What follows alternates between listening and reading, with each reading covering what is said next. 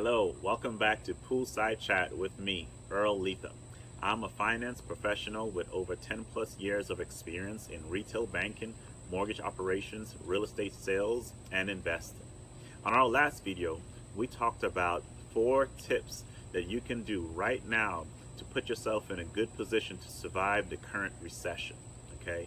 Everything is much more expensive now than they were just a year ago or 2 years ago pre-pandemic. Okay, so it is important for us to make sure that we are tracking our spending via budgeting. So that's what I want to focus on today. I want to talk about 5 essential steps that you must take in order to create a successful budget and budget successfully. Okay, so first thing that you need to do right now is figure out, what is my monthly take-home pay? Okay, how much do I earn monthly that actually gets deposited into my bank account? And how you figure that out is you go to your paycheck. If you're paid bi-weekly, semi-monthly, you want to go ahead and see what is that bottom line figure. That's after you pay taxes, insurance, any retirement deductions. What is that final figure? Then go ahead and multiply that by 2 to determine your monthly income. Once you've determined your monthly take-home pay, next you need to go ahead and list out all your expenses. Okay, you can go through your bank statements, or just jot them down on. You can drop them down on Excel. You can write them down on Microsoft Word, or you can even write it on a piece of napkin. It doesn't matter. You go ahead and list out all your expenses. I prefer to do this from starting with your needs all the way down to your wants. So you want to start with your housing expenses, for instance, right? This can be any cost that it takes for you to live in that house. That could be rent, mortgage, utilities. If you own your home, maybe you pay for lawn care. All of that will fall underneath housing expenses. All right.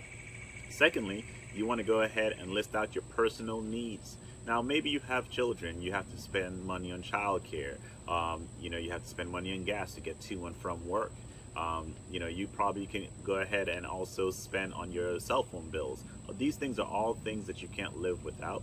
You have to spend it, but it's not associated with your housing. Okay, this is what I call your personal needs items. Okay, next, your personal wants. Okay, this can be streaming services, things that you don't necessarily need to survive. They're more leisurely items. It could be your beauty care. It can be, you're dining out when you go out on the weekend and have some drinks with friends. Whatever that is, whatever you're spending your money on right now, that is more of a want, a desire, a luxury, that will fall underneath the personal wants section. All right, on to the next step. Once you have determined what your monthly net take-home income is and your total expenses that you're currently spending on right now, then you need to calculate your net, what I like to call your net disposable income. Okay, this is what remains after you have paid for all your needs, your wants, and so forth. Okay, your net disposable income. What you might realize once you actually do this exercise is that you've actually been spending more money than you make. How is that possible, right?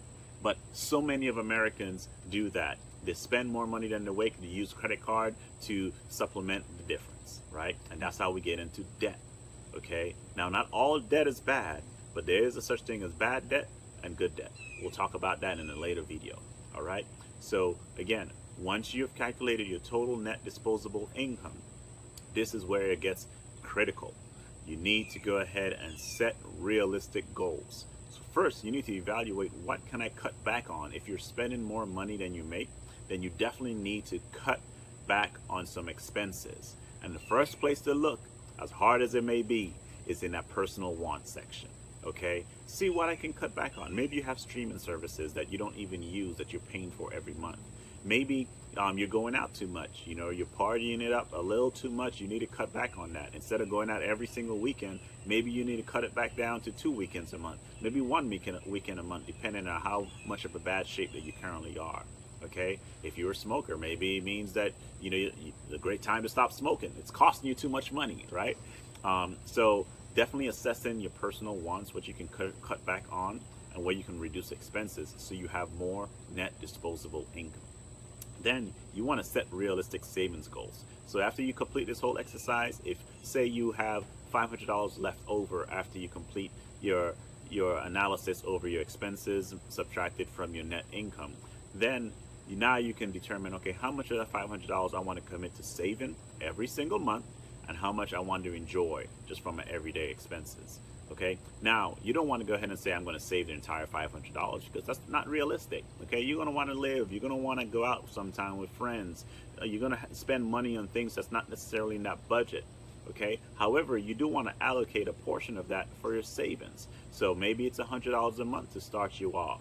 And if you want to decide how much that savings is going to be per month, then I need you to break that down into the amount of frequency of which you get paid. So if you get paid bi-weekly or 7-monthly, you want to go ahead and say, I'm going to save $50 from every paycheck in order to accomplish my $100 savings goal. My best recommendation in doing so successfully is to set up automatic transfers that goes from your checking account, where your direct deposit goes into your savings account automatically the day you get paid.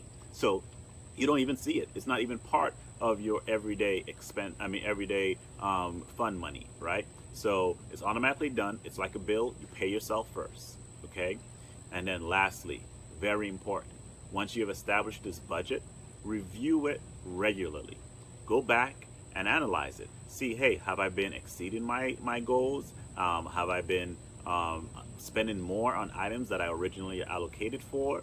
And adjust accordingly. It is very important that we review it. Too many times I've invested the time in helping individuals develop a budget that can help them become successful, and then they go out there in the world and they fall right back into the bad habits, and they don't ever revisit that budget. So all of this is for naught if you don't go back and regularly revisit that budget. And lastly, bonus, the best way to make sure you know how to successfully budget is to continue to tune in, like, share, and subscribe to this channel. I love you guys. Thank you guys for tuning in. Until next time, take care.